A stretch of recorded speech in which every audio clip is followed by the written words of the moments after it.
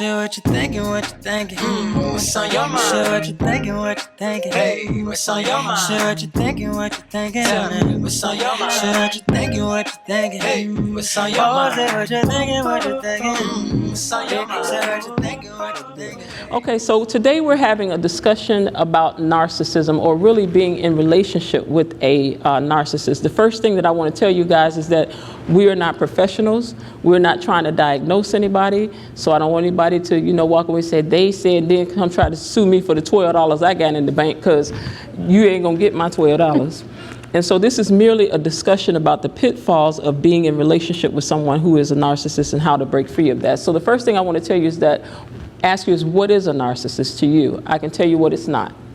It is not something that is easily diagnosed. It is not something for a person who is not a professional to try to diagnose. So you may think that you have a narcissist, know that you have a narcissist, but you really don't know until they've been diagnosed. And that's a long process for somebody to be able to get a diagnosis and say that they are, because it's just that complicated. Okay, and also one of the things that I also learned is that narcissists are not born, but they're made.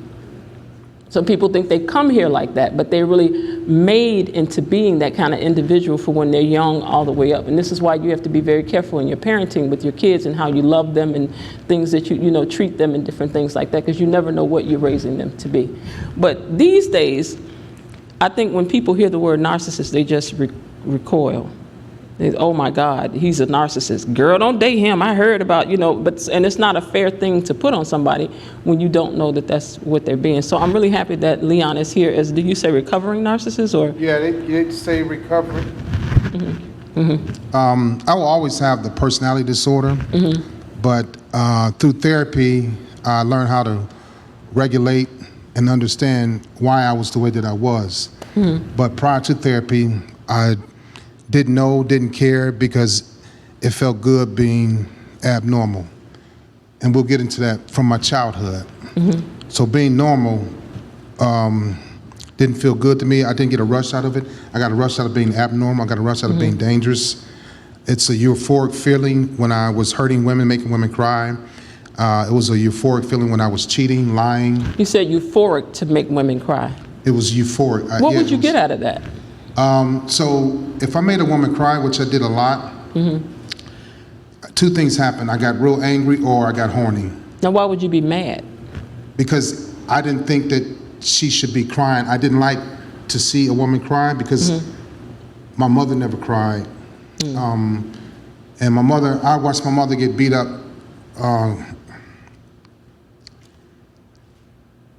Take your time.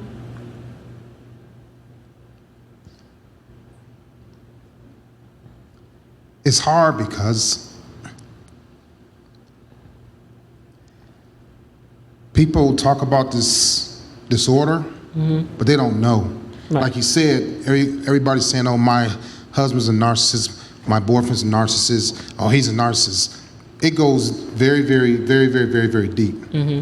So going back to what I was saying, my mother and my uncle was arguing one time at my uncle's party, and my mother, they went in the bedroom for some reason. I followed my mother, and I was like 9. I was always close to my mother. It's three kids. I'm the middle child. And so my mother picked up a small 19-inch TV and threw it in his face, knocked his head back, cut his eye open, and then he punched my mother in the mouth and knocked her teeth out. And I picked her teeth up off the floor. And so— Your mother's teeth? Yeah. Oh, wow. So I didn't realize that was a start of me not caring about women crying, because my mother didn't cry. So my father beat my mother, and she never cried. Did she allow you to cry? Well, when I did cry, I was always told, shut up, stop being a punk. Crying is for girls. You acting like a sissy. Man up, be tough. Or if I did cry, I was punched in the chest. Do you think that's why you went into the military, to prove that you were tough? Right. So I went into the military because my parents never talked about college. They both dropped out in the 9th grade. They never talked about God. We never prayed before we ate as a family, so I never believed in God. And when I was in relationships with women and we were eating with their families, I got irritated when they would start praying. Wow.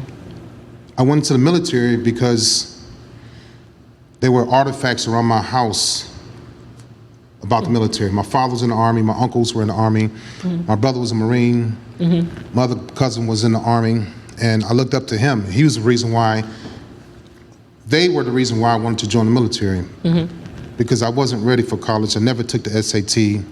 The senior counselors never brought me into the office and say, hey, you know, you need to look at Ohio State or Michigan. So I had a lot of jealousy and I had a lot of anger in me, but that happened as a kid. So I knew I was going to join the military when I was 9. So I started making myself tougher. I started working out at 9, running, push-ups, sit-ups, lifting weights. And also I knew I wanted to be, this story ties in. I knew I wanted to travel with the military because I wanted to have sex with a lot of exotic women. That was really why you went into the military? Yeah. Wow. But it happened. I was addicted to women at 5 because my female cousins had molested me. And I was also afraid of women at 5 because they controlled and dominated me. So this ties into my narcissistic personality later on. Lighter moment. You still scared of women? No. No, okay. Right. That made them scared of me. Okay, and that's yeah. why, so, and then. When I say scared of them, I don't mean like not like them. I just mean like, do they still make you a little trepidatious? No. I went too far with it. Had I not made some type of change or transition, there was always mental shifts for me. Had I not made those mental shifts, I would not have been so aggressive, hatred, or addicted to women. I vowed to never let women ever hurt me again by the time I was 11 years old. So when I did that, I truly believed in it, and it happened. Then I started getting taller, started getting thicker, growing muscles, looking better. I joined the military, and I started dominating women overseas, exotic women. In looking to dominate women, would you search for women that were easier to dominate, or those that you felt a challenge in order to dominate? No, so, right, great question. 2 women I stayed away from, 2 types. Spiritual women and the ones that seemed strong, because the ones that seemed strong weren't going to have sex with me within 3 days. If a woman didn't have sex with me within 3 days, I'm walking away. I'm going to look for her friend, maybe her mother or her aunt. I say that because when I was 7, my brother had me watching porn. Okay. He drilled a hole in my mother's bedroom adjacent to the bathroom, and so my parents had parties every Friday, and he would say, come on, man, they come upstairs.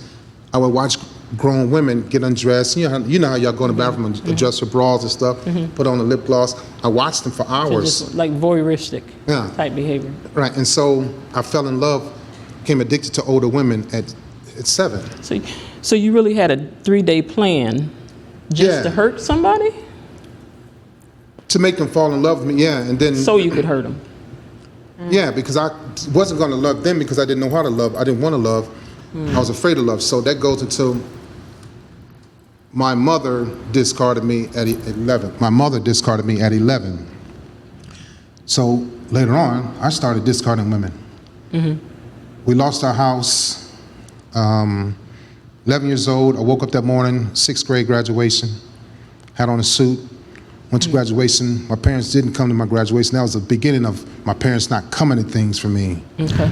So as I got older, that being emotionally detached, people not being there for me. It was your survival mechanism. Right. So I'm going to be there for myself.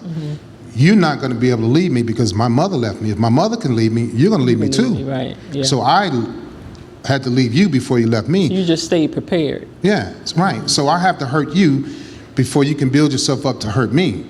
So if I hurt you first, you're not equipped to hurt me. What you're going to do now is chase after me. So now what I do, I'm going to breadcrumb you to keep you following. I'm glad you said that, because that's what I wanted to ask you about, some of these terms that are used. And so give us an example of what breadcrumbing is. So breadcrumbing starts with love bombing. And I was telling him too, I told him I was going to tell you all something. Don't tell me what you need, what you like, what you desire. Don't tell me what you miss. don't tell me what your last boyfriend didn't do for you, because you're going to do now you're going to deal with two people. You're going to deal with me and the guy that I'm being for you that you didn't have. And there's no way after I master your mind and I'm going to master your body better than you know it, you're not going to be able to detach from me. There's no way. Because you told me, Leon, I haven't had an orgasm in 6 months. So that's what we're going to work towards. Then that becomes goal for you. Yeah, our goal. So you can dump her. So before I'm not going to dump her wholeheartedly. I'm going to make sure she's addicted to me first, because you're going to have emotional and physical chemistry with me. I'm just going to have physical chemistry with you, because emotionally I'm detached. Right. Because I'm afraid to love. I don't have empathy. I don't care about making you cry. My mother didn't cry. My mother left me. My mother discarded me. And I'll talk about my mother later, but my mother, I wound up through therapy, I learned more about my mother and fell back in love with my mother. But I had to make you fall in love with me. Okay, so the love bombing is learning her, giving her everything she wants. Right, getting her happy. And the breadcrumbing comes in how? So the breadcrumbing happens when I'm ready to go. Okay. But narcissistic people are not, they are never 100% out. Okay. Because you are my property. I'm going to come back when I feel like coming back. It. Okay. Yeah. So you need a little bit to hold on to. Yeah, a little bit. So when love bombing is the whole loaf of bread. And I have that. I know what you like, I know what you want, I know what you desire, I know what you have in the beginning. So I give you a couple pieces of bread. Okay. And you fall in love with me. You show up long enough to. Yeah, and now you're addicted to me. And what is gaslighting? When that make you doubt yourself. Oh. So that's why women say, I felt like I was going crazy messing with Leon. Because you knew the truth, but I want you to know my truth. It's like psychological reciprocity. I actually have an answer. You have your own answer. For instance, if I'm a military recruiter, right, and your issue is psychological reciprocity and gaslighting kind of go hand in hand. Okay, we'll come back on that gaslighting, because that's the other one that I want to cover in just a minute. All right. Okay, so we're back, and we left out talking about what gaslighting is. What does that mean to gaslight? It's to make you doubt yourself, bottom line. You know what you know, but I don't want you to know what you know. I want you to know what I know. Okay. So I start reversing things and saying, you don't know what you're talking about, that didn't happen. And you'll go, but because it's like, in this moment, you truly believe in Leon. So Leon's not going to lie to you. But I am. I want you to believe more in me than you believe in yourself. And you'll start doing it. And what about ghosting? What's ghosting? So ghosting is when a man knows that he's not good enough for you, but he's not going to tell you. So I'll disappear because I can't face you and say, baby, I'm just not strong enough. Or I can't commit to you. Or I'm not going to tell you that I'm cheating. I'm not going to tell you that I have other women. So we're not going to sit down and talk about it. So I become very disrespectful, and I ghost you. I disappear without you even knowing. Okay. You think we're going on a date, I don't show up because you took too long to have sex. So I'm like, well, I ain't gonna just tell you, look, I was waiting for to get the panties, but you waited. No, I'm just gonna disappear. But I always came back because the love bombing, the breadcrumbing, you're gonna want me to come back, because the women that I was dealing with, I was very promiscuous. You could be a white heavyset lady, but if I found two things that I liked about you, I had to have it. Going back to my addiction to porn at 7, first women I saw were pale white women. Then I saw voluptuous black women with hairy vulvas and big breasts and big nipples. Then Asian women, so I always wanted that. So you really did go on the tour of. Oh yeah, I was serious about that. And let me ask these ladies: have you had experience with dating somebody that, or in your life somebody that was had narcissistic tendencies? I think I'm not knowing what I know now. Okay. I think I very well could have. I absolutely did. You did? Absolutely. What was your experience with that? I didn't realize what the term was, but the breadcrumbing was very much a part of our relationship. he would give me the things that I needed to sustain me, and then he would go away, and for however long that took for him to do whatever it was he was doing. That's right. Because in this situation he had other women that I didn't know about, so he had to take that time away from me to put it back into them. Right. But he gave me enough during the times that we were together Keep you busy. to keep me. And then when he came back, there was no pushback, because one, he had already created this pattern that this is what he does. And she liked it. Yeah, they can't tap into what's not there for you for them to work with, with whatever. It's really about you fulfilling your feeling through them too, though. And that's why I don't do what you said don't do, and that is when they ask in the dating process, so what do you like? What are you looking for in a man? Don't do it. I'm not telling you that, because if I tell you that, then you'll become what I want you to be. Yeah. When that's not who you are. I always say I Right. like an organic situation. That's if you do something I don't like, I'm gonna let you know. But I'm not gonna tell you how to woo me. I You gotta figure believe it out. that too, that if somebody finds somebody that they figure out that you really, nobody tells her she's beautiful, I'm gonna tell her she's beautiful all day long. And he gonna work that angle with you the whole time. You so beautiful, you so beautiful, you so beautiful. Ain't nobody that beautiful. You got to tell them all day long. I'm serious. You can give me 5 you so beautifuls in a row, tuned out. I want to hear that, because I look alright, but I ain't, so don't try to, don't do it. I'm just saying, let's not do all that. Okay, so let's see. How do you really feel about the fact that people have an issue with you doing what you do, which is doing the videos and trying to help people in relationships with people? You get a lot of negative feedback about that. Yeah, so what happened was, I have very close friends that now don't follow me, and told me, I don't follow you, man, and the internet, because they're just like me. But they're still doing what I was doing.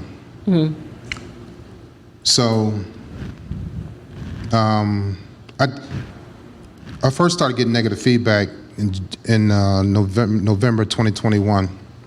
I started these videos in June of 2021. An ex-girlfriend of mine told me to start doing the videos, so I did them. But women were, I hate you, you're sick, you're demonic. And when I first started doing it, I was still like, the narcissistic part of me was like, yeah, this is cool, I'm doing this, all these followers, it was building. So I was like, man, I don't feel right about this. So I went through therapy 2014, 2015. But years after, I still wasn't working on myself. I wasn't using and doing and practicing what I learned in therapy. So when I started doing the videos, it was like a lot of attention. Right. Which you probably liked. I did, right. From women all over the world, until they started calling me names. Because it's women all over the world. Yeah. Okay. Yeah, and still until they started calling me names and saying I hate you, and I was getting all these crazy DMs, and I'm like, man. So I stopped posting for like a month. Then I went back in December 2021, and it was like, Leon, where you been? You stopped me from killing myself. I get a lot of that now, and I was like, what is the difference, you think, of a real bad relationship and being in relationship with a narcissist? Why is it so bad? Why is it just so differently so bad? What, being with a narcissist? Yeah, to the tune that people like, I just want to die, and all of that. Because it's a lot of lying, it's a lot of gaslighting, it's a lot of deceiving, it's a lot of cheating. Playing with their minds. Yeah, it's a lot of ghosting, it's a lot of love bombing. One thing, and I'm not proud of this, that I was really good at, I even did it to my kids, was the silent treatment. And it hurt them, hurt my ex-wife. I did it to everybody. Yeah, women don't like a lot of silence. We don't like that too much. We and don't you feed into their weaknesses. Yeah, definitely feed into the weaknesses. And it keeps them in that position of weakness. Right, and then a lot of people can't come up out of it, can't recover from it, Then they start to rely on you more by asking you questions. Why are you doing this, Leon? Well, how can we make things better? Why are you hurting me? I love you. And I hated hearing that, but it made me angrier and it made me more evil. But I felt like I had more control when I knew she was really relying on me and not even listening to the people that were telling her about me. So even though you're doing all this, are there still some people in your past that are still stuck with you? Yeah, because they see this guy now. I was never honest to them. I never told them all of these things about me. Have you apologized to all these? I apologize even to the people that work for me in the military, young men too. I was very verbally abusive. I got in trouble because narcissistic people, for the most part, for an overt narcissist, overbearing, cocky, self-centered, egotistical, experimental. They exploit people, verbally abusive. Some covert, malignant narcissists. I think malignant narcissists are more physically violent. I wasn't. I was verbally abusive, and which turns into being mentally abusive. Do you think that you'll ever get to a point where you can say you're not a narcissist or you have it under control? Right, I do. I have it under control. 'Cause here's the thing. When I was doing what I was doing, I had no fears. I had a lot of nerve. I wasn't afraid, like I was telling Shar earlier, I wasn't afraid to get caught cheating. I'm like, so what? You should have did this, or you shouldn't have did this, you know? I told you when I met you, I used to tell women, look, don't mess with me, I'm no good. Leon, you just playing. I'm like, look, and then they sleep with me or we have fun, because I became very addicted to them too. And I was very wild, right? Well, and very spontaneous. And you gotta have a certain kind of personality to be able to pull women like that too. You're gonna be a little funny, you're gonna be interesting, All of that. you're gonna be smart, you're gonna be well read, you're gonna be a lot of all things of that's that. gonna make It you, was girl, easy. he's so,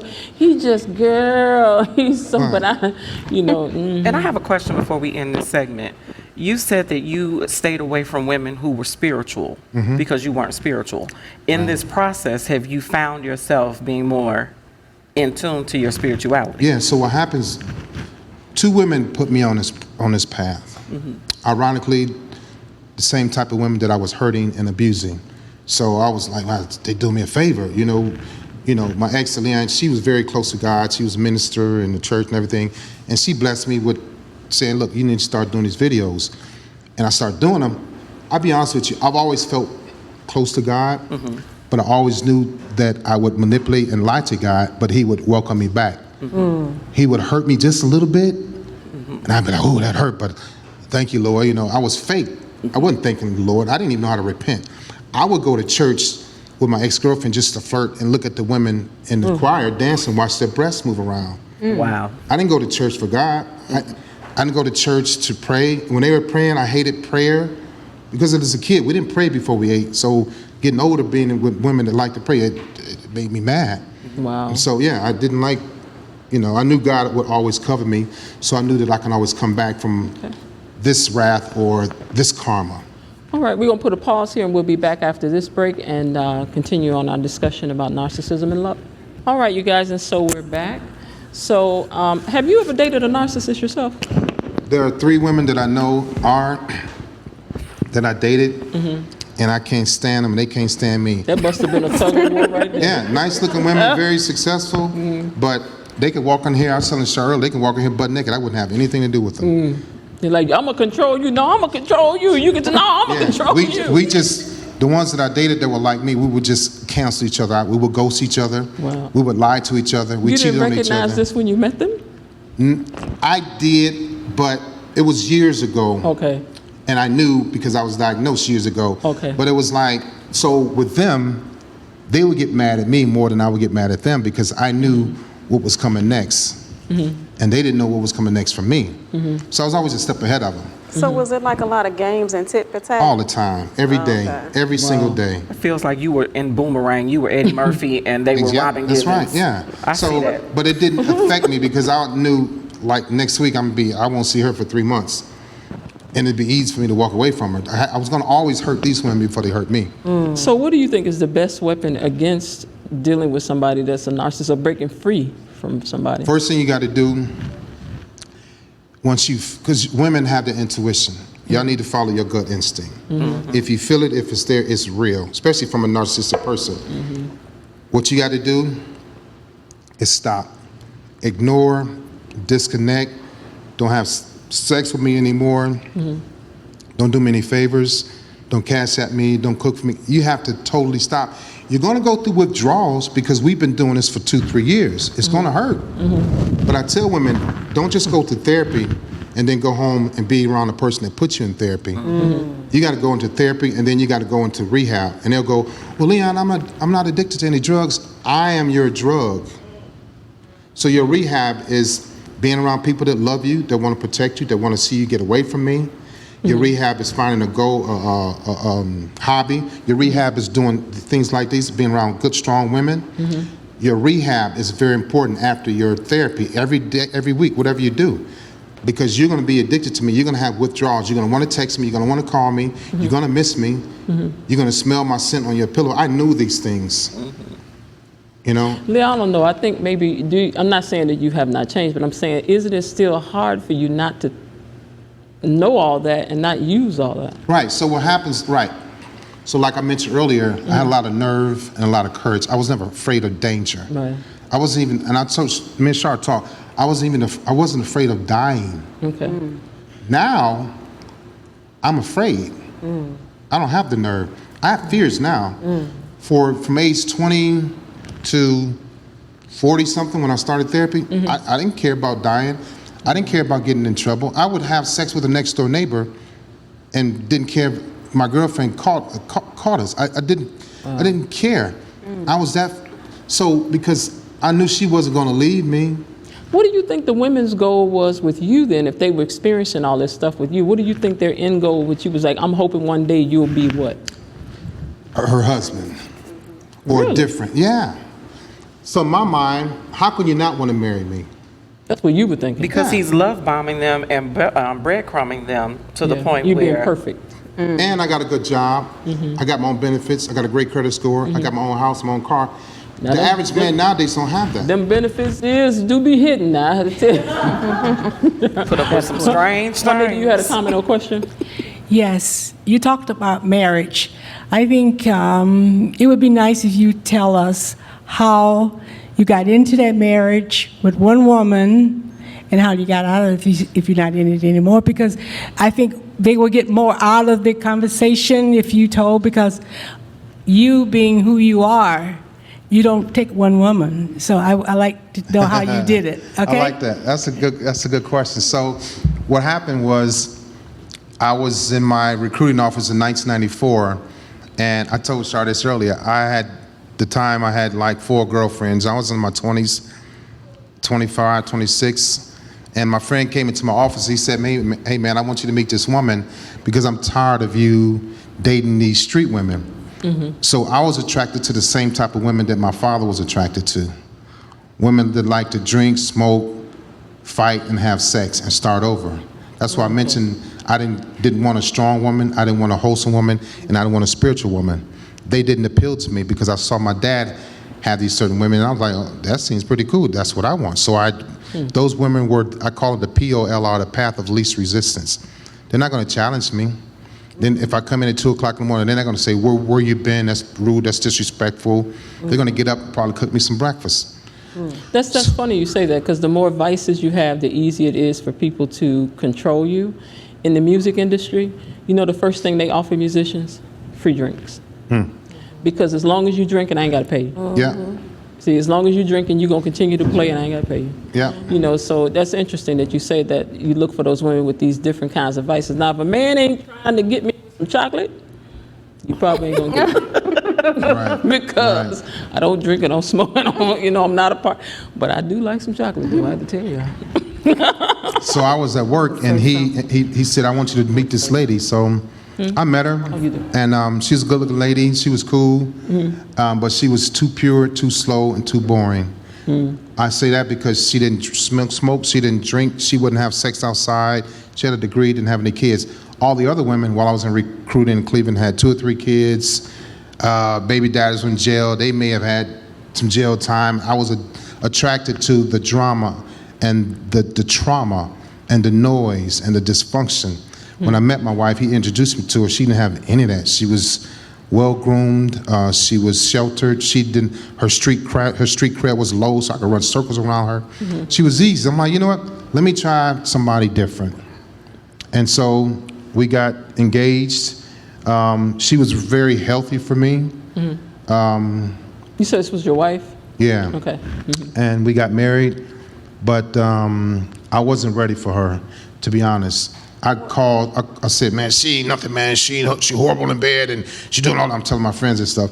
But she was the best thing for me.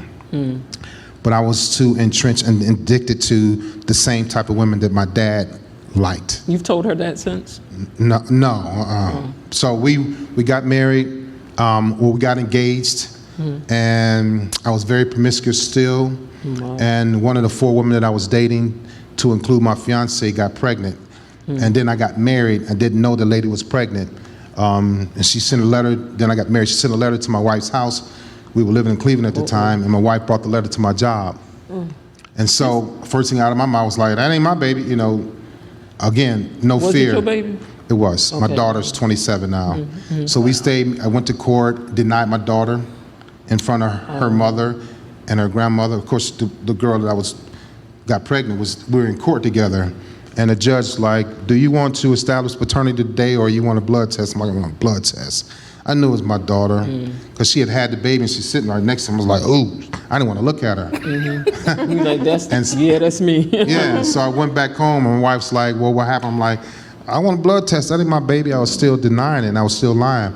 So I could look at a woman in her eyes and lie to her and not feel anything. That's where they talk about narcissistic people have a lack of empathy.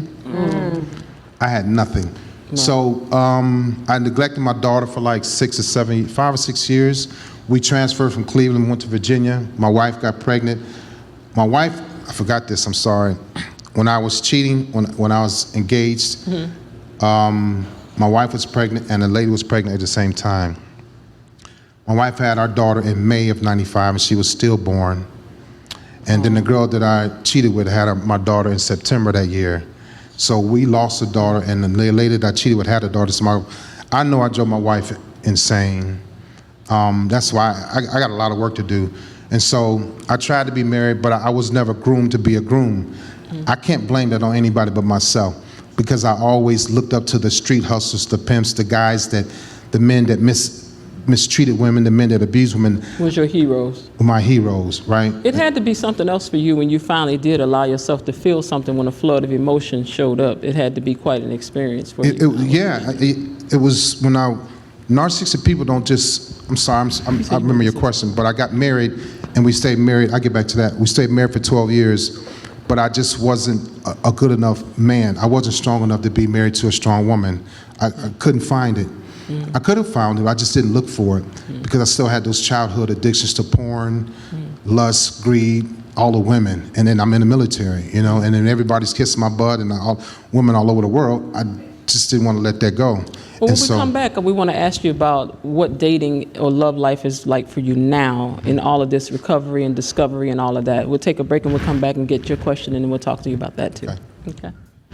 So Leon, in all this recovery and discovery, what's dating like for you now, especially since now that your face is out there all over the world?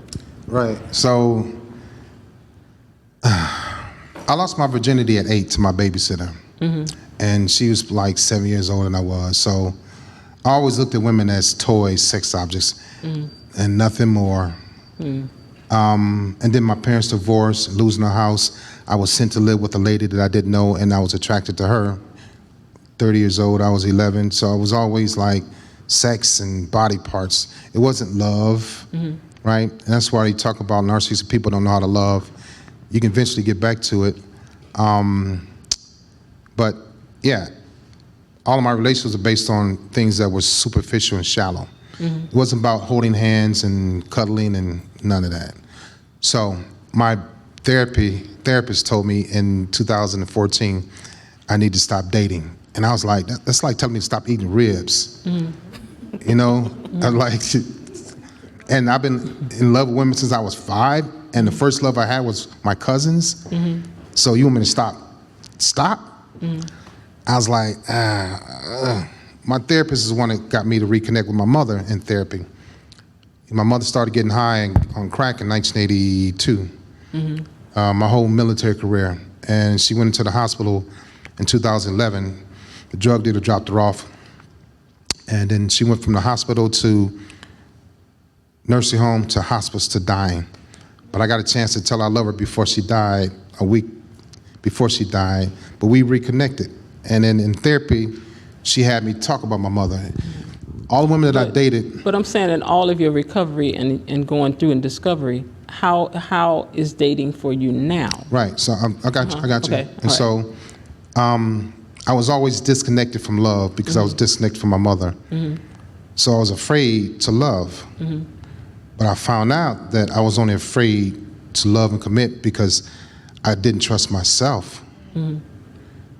I never had a bad woman, never. Never had a bad woman to lead me, none of it, ever. It was me. But I was blaming everybody else. I was blaming my mother, so I blamed my girlfriends, I blamed my wife. So in therapy, she said, stop dating. I said, why? She said, you're destroying women. You need time to yourself. So what I just told you, that I was blaming all these women and my mother, I was blaming these women because of my mother. But my mother was beat, discarded, raped, and I never connected with my mother's problems and issues. This is why I tell men, don't blame your girlfriend or your wife. She has issues, her mother has issues, bro, and you have issues too. You're doing what you're doing because you have some insecurities. You're still hurting from your childhood. So now I go into relationships, I'm single now, and it's healthy for me to be single because I also found in therapy that I didn't like being alone. I always needed a woman or two or three around me for my ego, for sex, for favors. So now I look at women, instead of the sex, objects, toys, I listen more and I like personality. It was always the butt, the breast, the lips, wasn't personality. Physical stuff. It wasn't about, she's wholesome, she goes to church, she's cool, she listens, she wants to nurture me. I always thought women were trying to control me. They were trying to help me. But I was afraid of connecting with them because they're gonna leave me like my mother left me. But I found out my mother didn't leave me. Crack took my mother away. So I was leaving women by putting my insecurities on them because I knew I was going to cheat. So I'm on my mind, she gonna cheat. I know she gonna cheat because I'm cheating. But how do women meet you? How do women treat you when they meet you now? When they recognize you? A little fearful, like I've been told, like, I wouldn't get away from me, Leon. To tell me, look, you ain't, you still not. I will always have this personality disorder, but I don't want no more smoke. I don't want no more drama. I've had karma. I've had a heart attack. I've had accidents. All kind of little stuff happened to me. I don't want to hurt anybody anymore. I used to like hurting women. I don't have that. You can't hurt people without hurting yourself. True. One way or the other, like you said, life is a cycle. Yeah. It's gonna So I trust me now. I want to have a healthy, loving, caring relationship. I want to share my life with one woman and not two or three. I don't want to be sharing bodily fluids with different women anymore. I have fears now. And, only thing that helped me get to this point was therapy. Without therapy, y'all wouldn't be talking to me now. I would have either killed myself or a woman would have killed me. Will you ever get out of therapy? No, no, because in my medical record it states therapy is indefinite. So I can go back any time, but these videos and being on these panels, this is what helps me. So yeah. How do your therapist feel about you doing the videos? I haven't talked to her in years, but I've had psychiatrists and psychologists ask me to use my videos for their clients. So what do you think about the people who do feel that you're doing it just for the attention? You care anymore? No, I can't. I tell them, look, I understand. This is what I honestly say. I could be like, like I used to be going off, blah, blah, blah. I'm like, I understand what you're saying. I get it. So me reasoning with them and letting them get their heat off on me and understanding without firing back and being disrespectful or rude is therapy for me because I was known to be verbally abusive. Did any of you ladies have anything else you wanted to ask or add? Yeah, I was going to say that, first of all, Leon, I really appreciate and thank you for being so open and just be a person that came out on this because there's so many people that has gone through this or going through this. And for you to come on our show, I really commend you. And I thank you for that. You pretty much answered the questions that I was going to ask in this segment. Right. So, and then one of them was going to be, I noticed you were very emotional in the beginning. you know, when you mentioned your mom. Yeah. And I'm sorry to hear everything, you know. But Yeah, because I suppressed the anger I had towards my mom for many years. So I was emotionally detached in all of my relationships because of my mother. Did you forgive your mom? Yep. Did you forgive yourself? Yep. I didn't even know about forgiving. I learned how to do that in therapy. She said, well, Leon, next week we're going to talk about forgiving. And I was like, no. Because I like being upset. You know, I like being upset. My mother, my uncle used to touch me and he got murdered. And I was like, yeah, I like being upset towards him. I like being upset towards my babysitter and my cousin. I enjoy being angry. So when you say a narcissist is made, do you think it's created mostly out of anger? It's abuse, neglect, anger, all of that, yeah. It starts with abuse and neglect. I didn't know that I was abused until I was 46 years old in therapy. She said, do you realize you were abused? And I was like, how the hell was I abused? I'm like, abused, but I like my cousins. And she's like, what about your uncle? I was like, oh yeah, because he used to touch me. And he used to bully me. And he used to throw these things in my face and make me cry. And he'd shut up, you know. So I stopped crying years ago. How old are you, you said? How old are you now? 57. If you had another child, how far do you think you would go to protect them from anybody making them into one? I would be like a mother, a nurturing mother to that child. Because I know what it takes. I slipped through the cracks. I'm saying, but you couldn't stomach to watch another one built. Oh no, no. Not Like now, I can't stand to see a man hit a woman. It's just like I lose it, you know. Things like that. I have triggers too. Okay. You know. Leon, what would you say to a man or a woman or a man that is dating would be signs of a narcissist? So here's some signs when they quick to get upset. They don't like being wrong. Wandering eye, cheating, hiding their phones, lying, verbally abusive, overly aggressive, always talking about sex, very seductive, not talking about commitment, not talking about being married, not talking about family stuff. I hate it when my exes would talk about family stuff because my family was broken up when I was 11. So you don't want to hear all that? Didn't want to hear it, no. So yeah, those red flags. Addictions, right? Being overbearing, very experimental. It's quite a few. It sounds very exhausting. No, but the thing about it, I'm saying to have done all the stuff that you had to do in your past, it just sounds exhausting. nah, because I got motivation out of it. Because You was feeling powerful. yeah, because if I didn't have that, I'm gonna go back to that little boy that was bullied and peeing in the bed. My teeth stick out now because I used to suck my thumb. So I found out in therapy that I have a thing called oral fixation. I used to bite on my collars because I needed the pacifier because my cousins always suck on my mouth and kiss me. All yeah. Well, we're going to break away for our last segment, and then we'll be back. We want you to tell us about your book, and we'll wind things up. All right, so we're back. And so, Leon, tell us about your book that you have. So 2 years ago, a friend of mine sent me a book called The 5 Love Languages. I didn't read it until the third year I had it. I read it in March 2021. I put it down when I got to page 14. And God told me, and I don't go to church. I'm not a biblical dude, but I believe in God. I have a great relationship with God. He's always been there for me, but I haven't always been there for him. And I heard the voice said, you need to write a book about the opposite of the 5 love languages. Narcissistic people have love-less languages. Love-less languages. So if your love language is acts of service, mine's just gonna be acts of disservice. I'm gonna be a disservice to you. I'm gonna hurt you. I'm gonna make you cry. I'm gonna cheat. And so I wrote this book in 30 days. And then I went back to it because I had so much information. March 2022, I was done with it. And then this year I stopped writing, and then I did some traveling, came back and I finished it up. So it's on Amazon. It was ranking pretty good, ranked number 2 and 3 as Amazon bestsellers list, new release. It goes up and down. It's on Amazon, Barnes & Noble, and BookBaby, paperback, hardcover, and ebook. And I'm finishing up an audio book on this too, and I'm gonna do it in Spanish. What's the Are you name going of to read it So yourself? the 7, Are you going to read it yourself? Yes, the 7 loveless traits. So yeah, the audio book is going to be me speaking because I don't want nobody else to, Say you your know, words. yeah, I can talk. Sharice, what was it you wanted to share?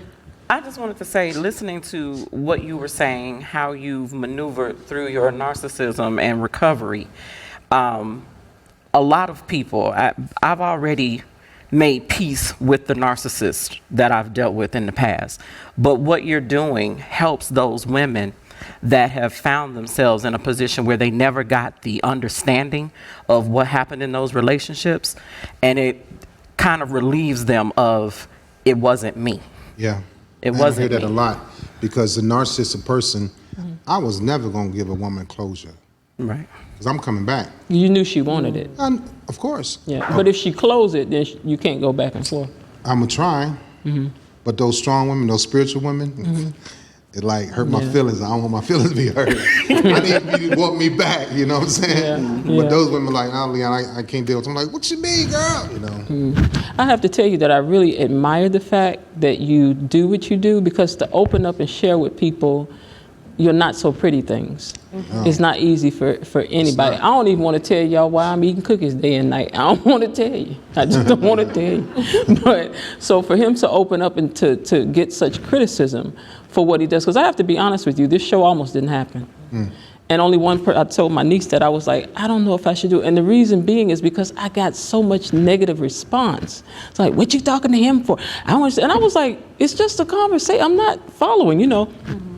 So it's really something that, as you said, is really triggering for people. Yeah. A lot of people have been hurt by narcissistic relationships, be that a family member, someone that they were in a relationship with, married with, whatever the case may be. But I am happy that you came and had the conversation with us, because hopefully we all learned a little bit of something from it. Do you guys feel that you did? Glean a little bit of something? Yeah. And so I'm we glad wanna you thank had me for that. because narcissistic people never volunteer to go into therapy. I don't even remember when I started. I remember in August of 2014, I went to see a psychotherapist. I don't know why. And then a psychiatrist. I don't even know why. I remember standing at her breast, and she's like, you need to get out of here because you're not taking this serious. I was like, I'm out. I was a senior leader in the Navy, so I walked out of her office, went back January 2015 and stayed. You know, as a strong black man that been through a lot, I'm like, there's nothing wrong with me. Yeah. But that was everything wrong with me. Everything. Well, he gave you some copies out there. Read it, share it with somebody, get somebody to order one too. And when he put it online, order that too, because you don't have to do what you're doing. You know, That's right. you don't have to do what you're doing. So we want you to know that we appreciate it. Thank you. Thank you for having me. Well, thank you all for being here. I'm glad that you all stayed with us today for this taping. Thank you. And I'm just really grateful for you guys. And Andrea, thank you, and you know why. Oh, Without her, we would not have been in here today. I just want to say that. Thank you. I don't want to cry, but thank you. Okay. Join us next time on So What You Think. I just need one tear and I get to go. Share what you thinking, what you thinking. What's on your mind? Share what you thinking, what you thinking. Hey, what's on your mind? Share what you thinking, what you thinking. Tell me, what's on your mind? Share what you thinking, what you thinking. Hey, what's on your mind? Say what you thinking, what you thinking. What's on your mind? Say what you thinking, what you thinking. Hey, what's on your mind? Say what you thinking, what you thinking. What's on your mind? Say what you thinking, what you thinking. What's on your mind?